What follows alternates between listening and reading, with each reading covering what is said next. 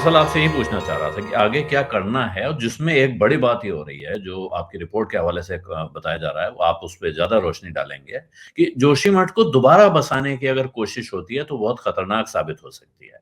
और जोशीमठ की जो बसावट है, क्या वही ज़िम्मेदार है इस हादसे के लिए, या दूसरे शहर उस इलाके के? नहीं, जोशीमठ तो प्योरली जो है, सारा का सारा जोशीमठ एक लैंडस्लाइड डेब्रिस पे बसा हुआ है। होता क्या जी। है ना कि जब एक बार लैंडस्लाइड किसी एरिया में आती है और उसके बाद अगर कई साल तक नहीं आती है, तो हम ये समझ लेते हैं कि शायद स्टेबल हो गया वो एरिया। ऐसा होता नहीं हुँ, है। इन पहाड़ी इलाकों में ऐसा होता नहीं है, क्योंकि इस तरह के इवेंट्स, छोटे से कोई भी डिस्टर्बेंस या छोटी-सी अर्थक्वेक भी आती है, तो उससे ट्रिगर हो जाता है। हुँ, तो ये प्रॉब्लम है जोशीमठ की। जहाँ तक सवाल है कि उसको पुनर्निवास की जो बात हो रही है, अब हमारे विचार से ये होना चाहिए कि अब उस पूरे एरिया की, नॉट जस्ट जोशीमठ, बल्कि और भी ऊपर और नीचे मिला करके एक पूरे एरिया की बहुत क्लियर कट ज़ोनिंग होनी चाहिए, और हुँ, on the basis of scientific data कि कौन-सा ज़ोन, कौन-सा एरिया किस ज़ोन में पड़ रहा है, स्टेबल है, अनस्टेबल है, पार्टली अनस्टेबल है एंड सो ऑन। और उस हुँ, ज़ोनिंग के हिसाब से हमें उस पर्टिकुलर ज़ोन में क्या डिज़ायर्ड लैंड यूज़ होना चाहिए, इसके बारे हुँ, में एक पॉलिसी लेवल डिसीजन आपको लेना पड़ेगा। और जब तक आप इस पॉलिसी के तहत वहां पे पुनर्निवास नहीं करेंगे, तब तक ये समस्या बार बार आती रहेगी। फॉर हुँ, एग्जाम्पल, अगर वो पार्टली अनस्टेबल है या पार्टली सेफ है, तो वहां पे आप छोटी मोटी पब्लिक यूटिलिटी बना सकते हैं, खेल के मैदान बना सकते हैं, लेकिन वहां पे आप हैबिटेशन नहीं बना सकते।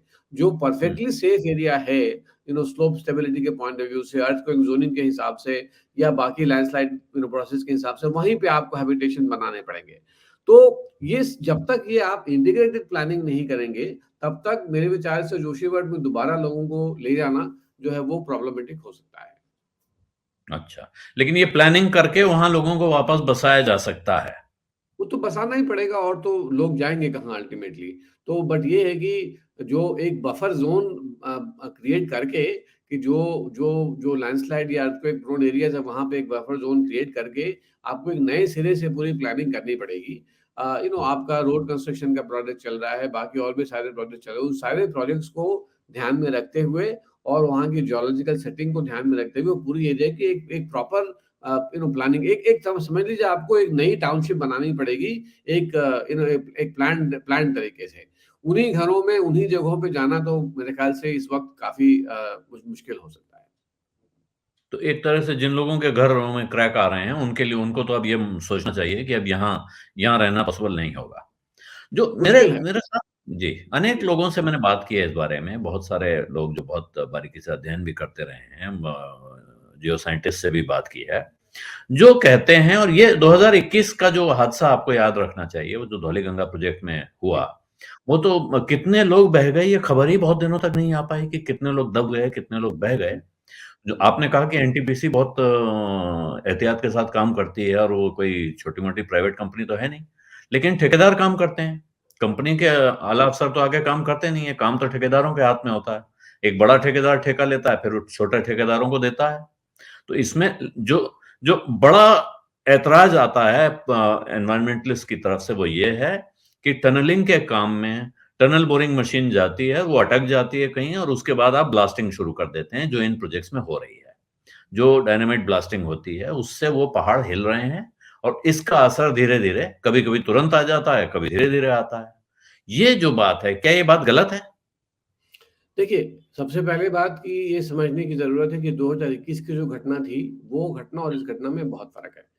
हुँ, 2021 की घटना का जो ओरिजिन था, वो बहुत हाई एल्टीट्यूड पे था। वहाँ से जी, एक बहुत बड़ा ग्लेशियर का टुकड़ा जो है वो गिरा नदी हुँ, में, जो बहुत ही अनयूजुअल इवेंट है। मतलब जियोलॉजिकली आल्सो बहुत अनयूजुअल इवेंट है, और वो इतना बड़ा मास जो है वो गिरा जब नदी में, फिर वो पानी के साथ मिक्स हुआ, उसके साथ बहुत सारा सेडिमेंट आया, और उसके बाद जो एक बहुत हाई डेंसिटी फ्लो बन गया नदी में। और वो फ्लो जब नीचे पहुँचा, तो उस उसने पूरी टनल को जो है भर दी। इतना इतना सारा उसमें से सेडिमेंट हुँ, निकला कि वो पूरी की पूरी टनल जो है अंदर से बंद हो गई। तो वो एक जी, बहुत ही अनयूजुअल और अनफॉर्च्यूनेट इंसिडेंट था। उसका इससे कोई कनेक्शन बहुत मुश्किल होगा निकालना, और उसमें किसी के ऊपर भी ब्लेम डालना मुश्किल होगा, क्योंकि वो घटना बिल्कुल अलग थी। और उसका जो जो घटना का जो जेनेसिस था, और जो पॉइंट था उसमें और जहाँ पे अनफॉर्चुनेट इंसिडेंट हुआ उसमें बहुत लंबा डिस्टेंस भी था। तो ये हुँ, बहुत आश्चर्य बहुत जियोलॉजिकली आल्सो बहुत डिफिकल्ट है उसको एक्सप्लेन करना कि वो उतना लॉन्ग डिस्टेंस ट्रांसपोर्ट होने के बाद भी उस मास में इतनी एनर्जी थी और इतना वेलोसिटी था, हाई वेलोसिटी टर्बिडिटी फ्लो था वो कि उसने पूरी की पूरी टनल को जाम कर दिया। तो एक बहुत ही अनयूजुअल घटना थी, उससे मतलब इसको कंपेयर ना करें।